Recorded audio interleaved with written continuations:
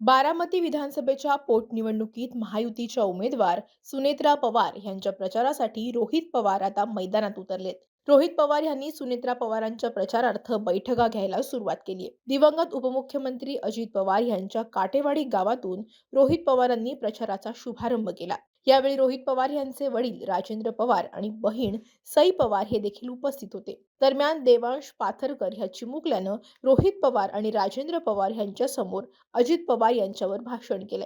काटेवाडीत सुनेत्रा पवार यांच्या प्रचारादरम्यान चिमुकल्यानं केलेलं हे भाषण सध्या चर्चेत आहे. शरदाच्या चांदण्यात अजित आमचं गाव आहे. सुनेत्रातील स्वप्न इथे सध्या उतरत आहे. नाही दिशात गुंत तो फक्त काटेवाडीचाच आवाज आहे. काटेवाडीचाच आवाज आहे. नमस्कार, मी देवश प्रंत लगन पाथरकर, जिल्हा परिषद प्राथमिक शाळा काटेवाडी, इयत्ता दुसरी विद्यार्थी. विषय मांडत आहे जास्त राजा अजितदादा पवार. मित्रांनो, वरील काही ओळींवरून आपल्या लक्षात आले असेल की माझे गाव आहे पुणे जिल्ह्यातील बारामती तालुक्यातील काटेवाडी. माझे गाव म्हणजे कर्मयोग्याची कर्मभूमी, धर्मयोग्याची धर्मभूमी. अशा या धर्मयोगी भूमीमध्ये अनेक नवरत्ने जन्माला आली आणि यापैकी 52 कशी सोने म्हणजे आमचे लाडके अजितदादा पवार साहेब. कठोर शिस्त, स्पष्ट वक्तृत्व, धडाडीचे नेतृत्व, सर्वस्पर्शी कर्तृत्व, जनसामान्यांशी जुळलेला अनमोल नातं. कधी तिखट प्रहार, कधी हास्य खळखळत. आजवर त्यांनी परतून लावले संकटाचा कित्येक प्रहार. आव्हानांना पूर्ण उतरतात लढवय अजित पवार. अशा राजकारणातील दादा व्यक्तिमत्वाला विनम्र असे अभिवादन करून मी माझ्या विषयाची सुरुवात करतो. अलीकडच्या राजकारणात दिलेले शब्द पूर्ण करण्यासाठी प्रसंगी नुकसान सहन करतील, टीका आणि टोकाचा विरोध सहन करतील, पण दिलेला शब्द पाळणारच. असे नेते बोटावर मोजणे इतकेच आहेत. बोले तैसा चाले त्याची वंदावी पावले. या उक्तीप्रमाणे महाराष्ट्र राज्याचे दिवंगत उपमुख्यमंत्री नामदार श्री अजितदादा पवार साहेब यांचे नाव आवर्जून घ्यावे लागेल. प्रशासनावर मजबूत पकड, पक्ष संघटनेवर मजबूत पकड, दिलेला शब्द पाळणारे, पाहतो, करतो, बघू अशा शब्दांना ज्यांच्या शब्दसंग्रहात स्थान नाही, कार्यकर्त्यांची पूर्ण माहिती असणारे, कार्यकर्त्यांच्या अडीअडचणीला उभे राहणारे, जे पोटात तेच ओठावर असणारे, टापटीपपणा, स्वच्छतेची आवड, वक्तशीरपणा या गुणांना जपणारे, पर्यावरणाविषयी आग्रह असणारे. महाराष्ट्राच्या राजकारणातील एकमेव उदाहरण म्हणजे श्री अजितदादा पवार. दादांकडून आलेली काम प्रशासनाच्या पातळीवर गतीने पुढे सरकायची.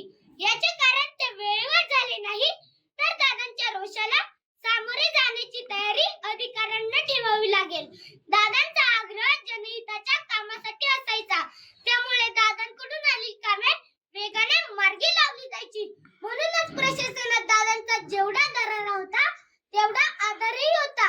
दूरदृष्टी, धडाडी, अचूक नियोजन, अचूक धोरण, अचूक निर्णय क्षमता यांच्या जोडीला माणुसकीचा ओलावा जपणाऱ्या या सामर्थ्यवान नेत्याच्या रक्तात फक्त आणि फक्त विकासाचे ध्येय भिनलेले होते.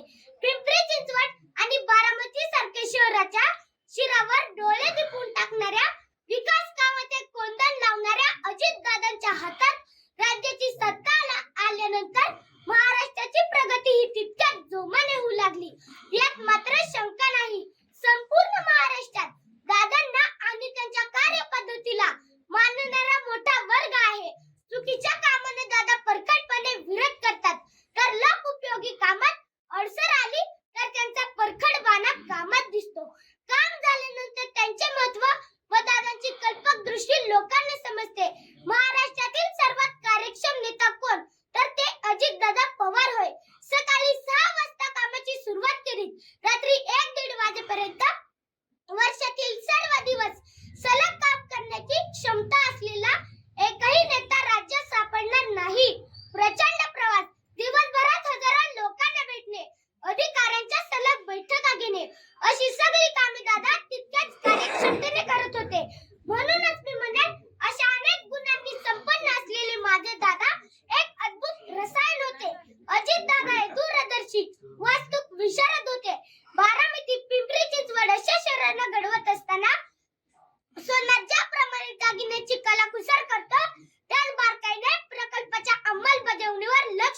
आहे. या प्रकल्पाच्या भव्यतेमुळे ही शहरे आज महाराष्ट्रात एक नवीन ओळख निर्माण करीत आहे.